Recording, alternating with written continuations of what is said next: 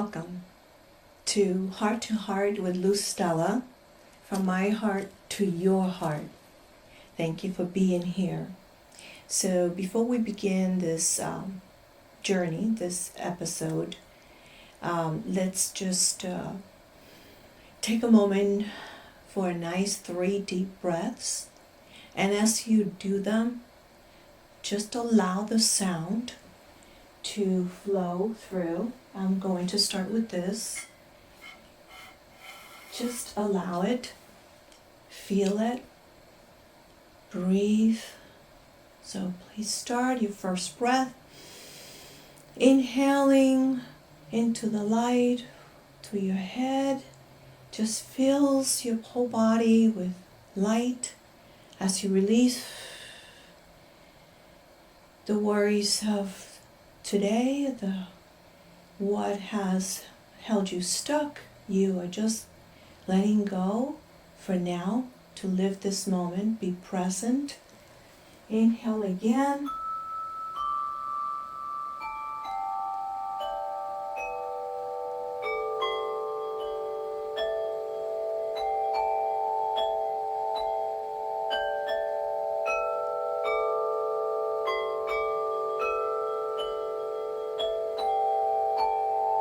Inhale, exhale.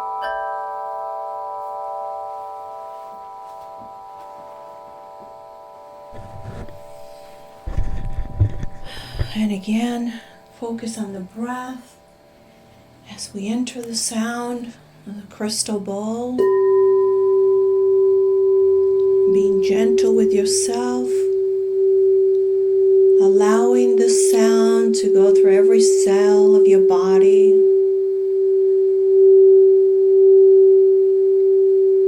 With the universal sound of the Om, inhaling.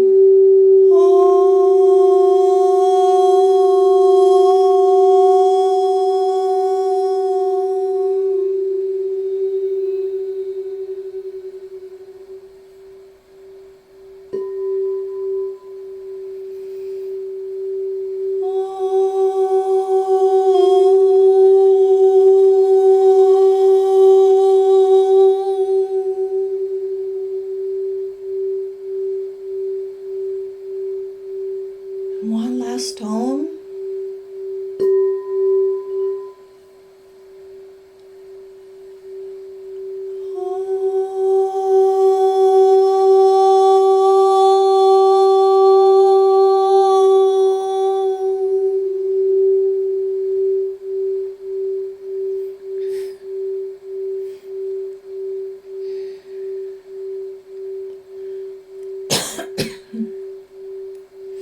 Feeling the breath, being in your breath, being in this present moment.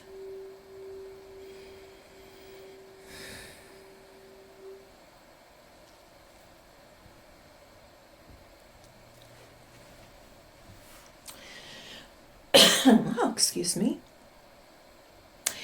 So I just today is about sharing something very personal.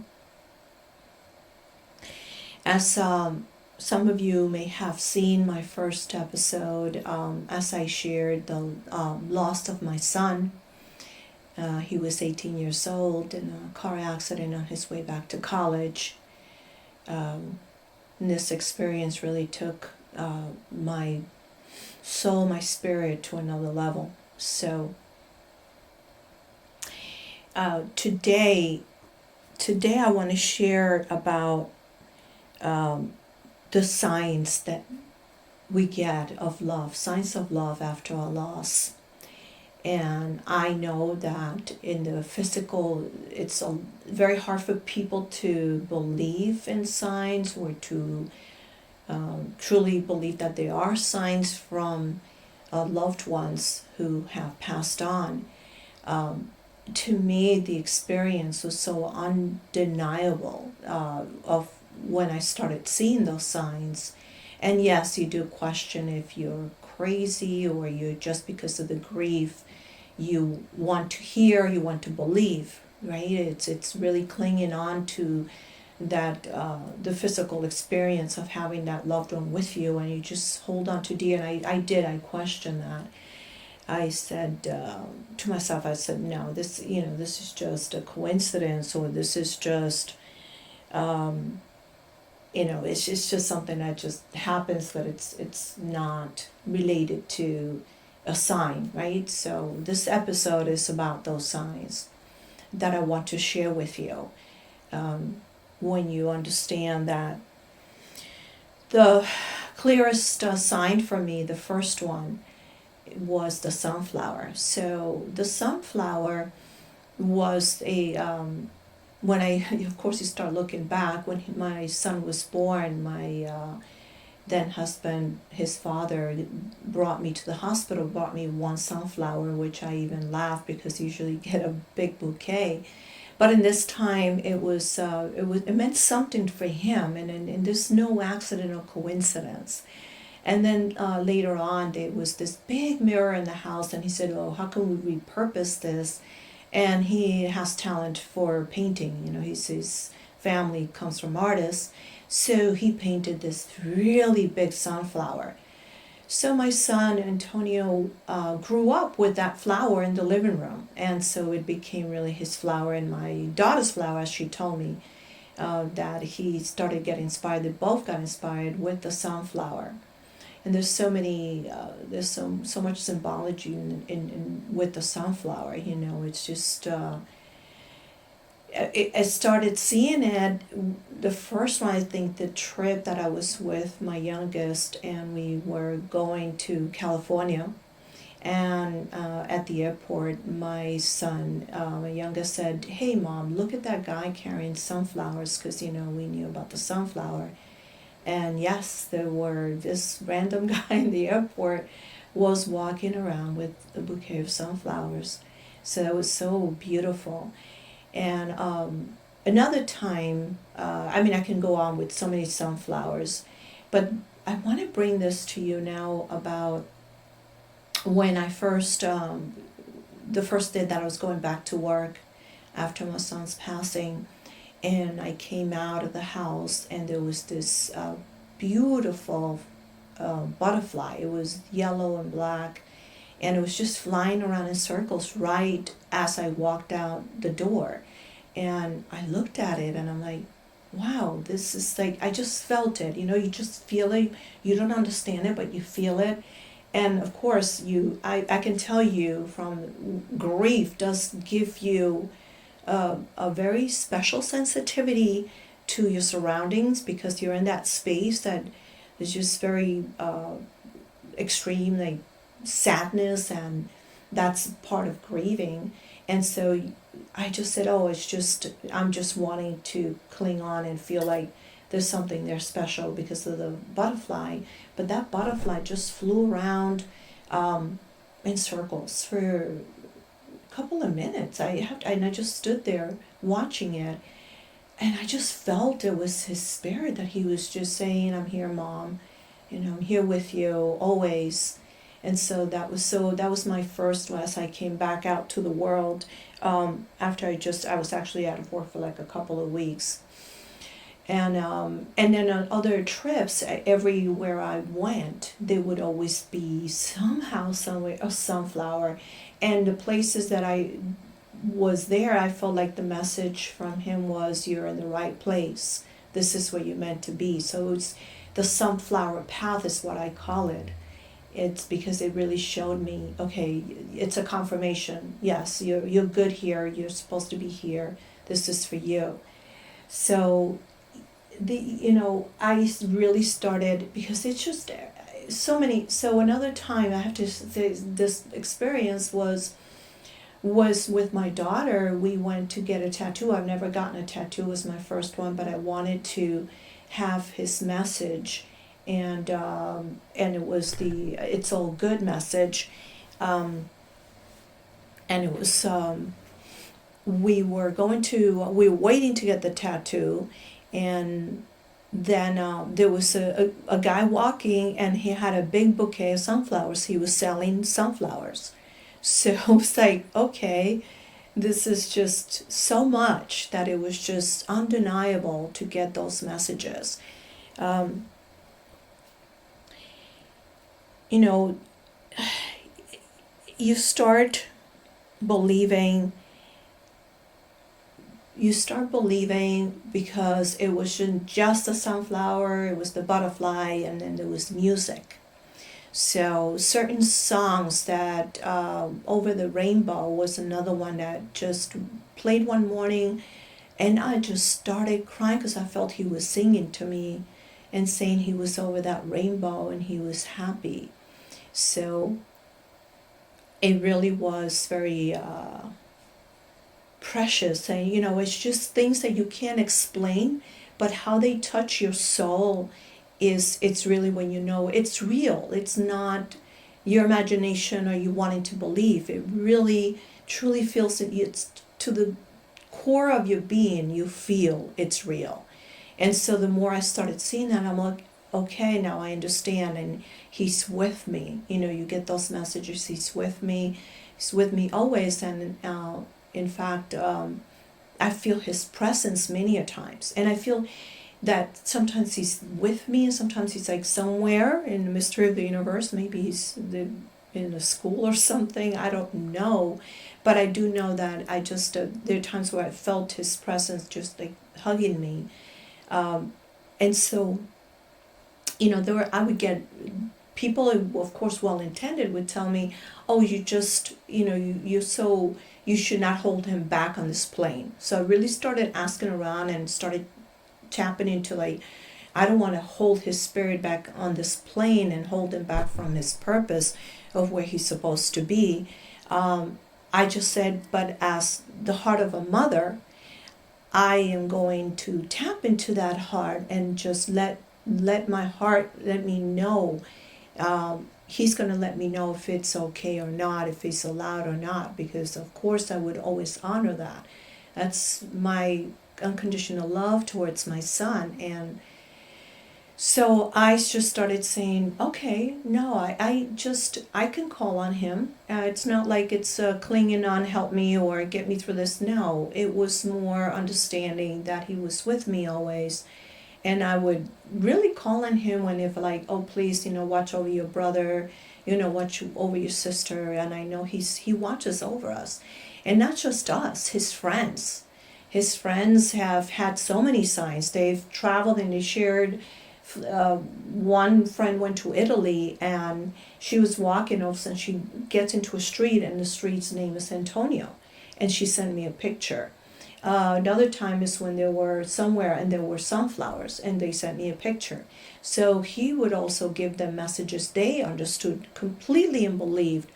The sunflower as a big sign, as to say, well, I'm here with you, you're not alone, and to feel that love that just surpasses the physical realm. It's just that transcends the physical. It's yes, you no denying that I miss touching his face, the physical touch, right?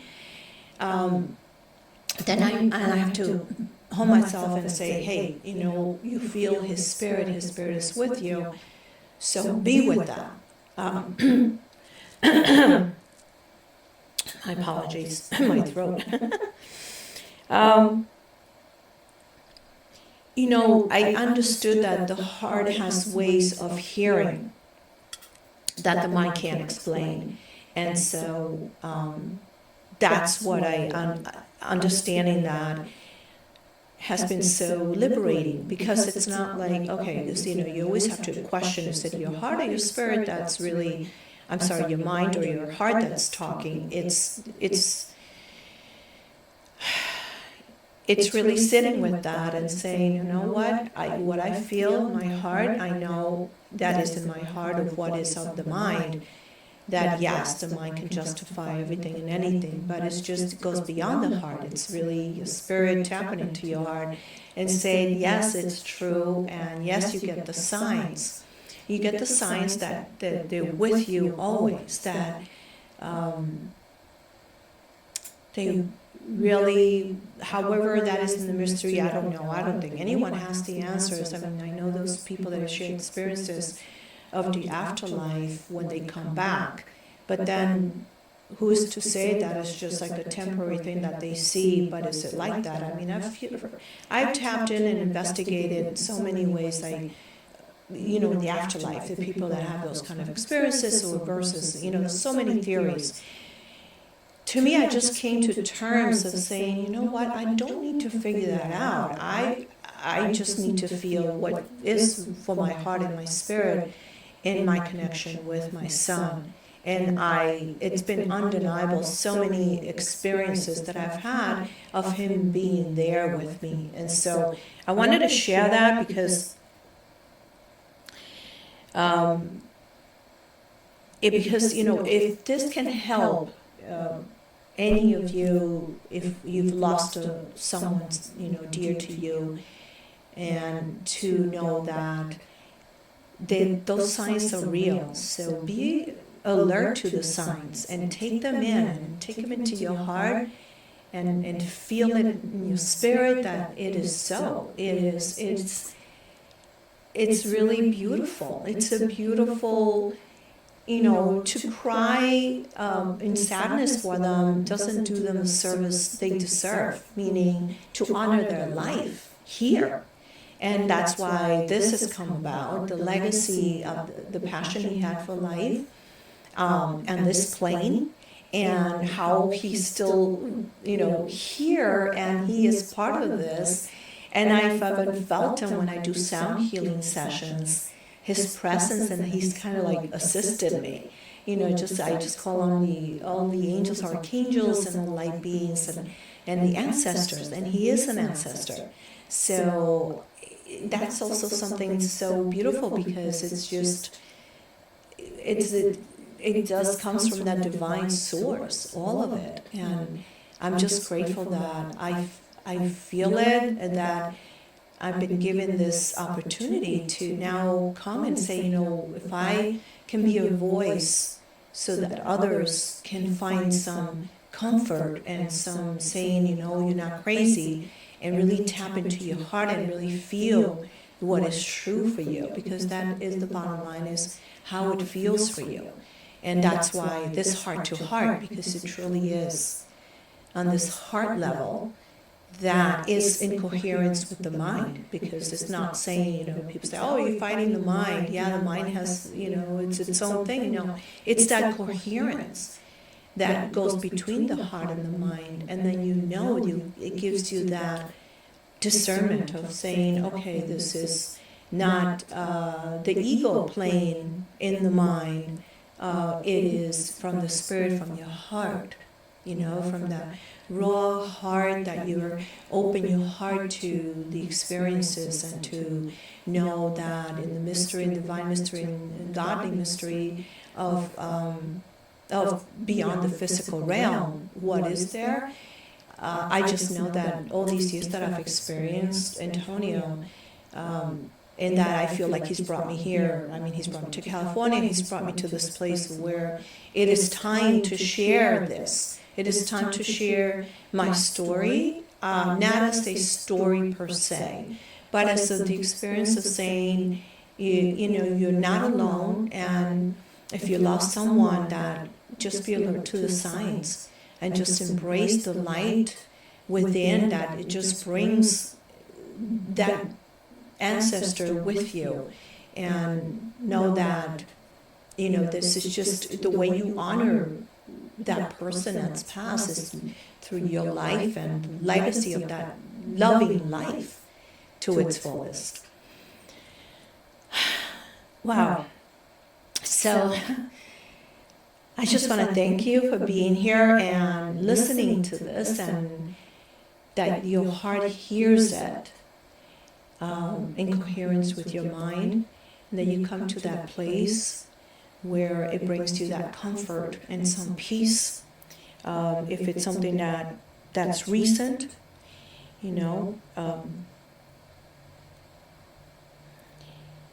thank you that you may listen to your heart, close to your spirit.